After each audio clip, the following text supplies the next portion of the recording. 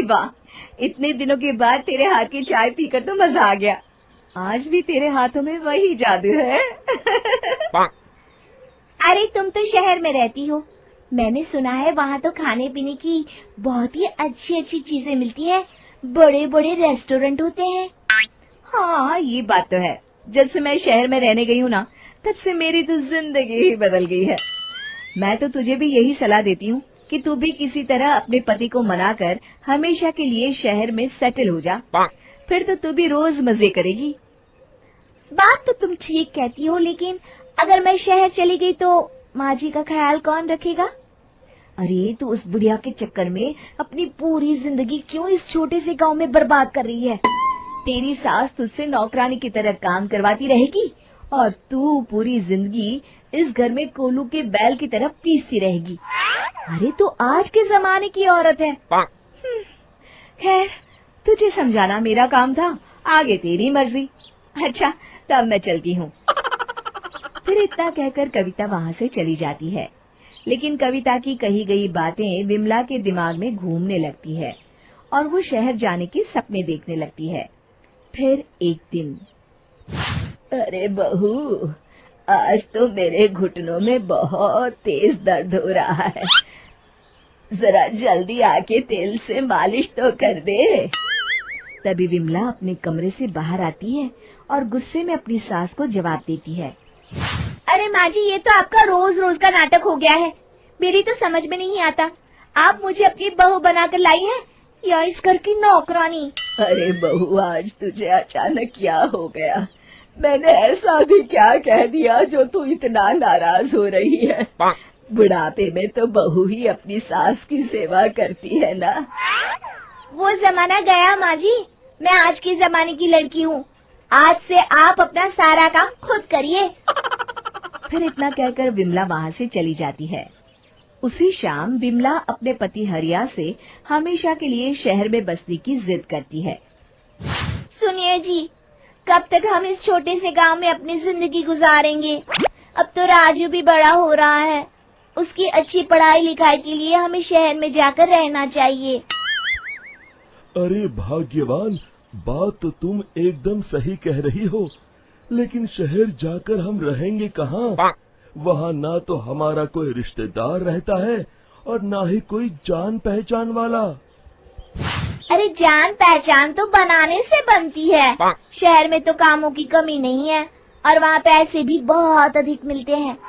मेरी सहेली कविता 5 साल से शहर में मजे से रह रही है।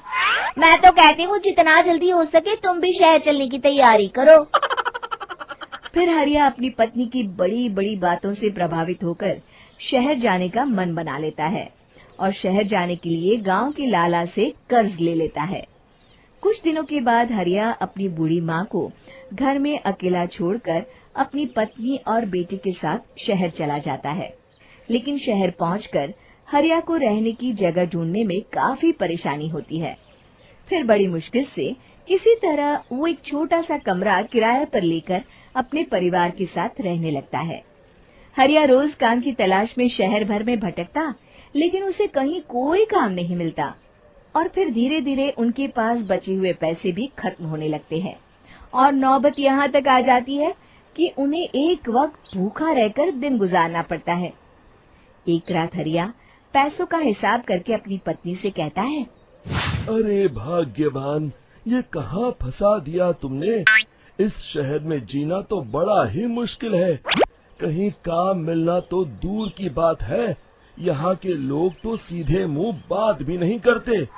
अब हमारे पास खाना खाने तक के पैसे नहीं बचे हैं। तभी वहाँ मकान मालिक आ जाता है। अरे भाई, मैंने तुम्हें कमरा देते वक्त ही कहा था कि मैं रोज के रोज पैसे लूंगा। 2 दिन हो गए, तुमने 1 रुपया भी नहीं दिया। सेठ जी, इस वक्त तो मेरे पास बिल्कुल भी पैसे नहीं हैं। आप मुझे कुछ दिनों की मोहलत दे दीजिए, मैं जल्द ही आपको किराए के पैसे दे दूंगा। ओहो, इस तरह की बातें तो मैं सालों से सुनता रहा हूँ। अगर तुम पैसे नहीं दे सकते तो कल ही कल मेरा कमरा खाली कर दो। हाँ, इस शहर में किराएदारों की कमी नहीं है। ये कहकर मकान मालिक वहाँ से चला जाता है। अब हरिया और उसकी पत्नी समझ जाते हैं कि बिना सोचे समझे शहर आकर उन्होंने बहुत बड़ी गलती कर दी। अब इस शहर में उनका गुजारा नहीं हो सकता। फिर अगले ही दिन दोनों शहर छोड़कर गांव चले जाते हैं। विमला घर पहुंचकर अपनी सास से माफी मांगती है। माँ जी, मुझे माफ कर दीजिए। मैंने बाहर वालों की बातों में आकर आपके साथ बहुत गलत व्यवहार किया। अब मुझे मेरी गलती का एहसास हो गया है। अरे बहू, तुमने अपनी गलती मान ली, मेरे लिए यही बहुत है। मैं खुश हूँ कि तुम दोनों को वक्त रहते अपनी गलती का एहसास हो गया। फिर विमला अपनी सास की खूब सेवा करती है और वो सभी खुशी खुशी रहने लगते हैं। शिक्षा: हमें बिना सोचे समझे कभी कोई फैसला नहीं करना चाहिए।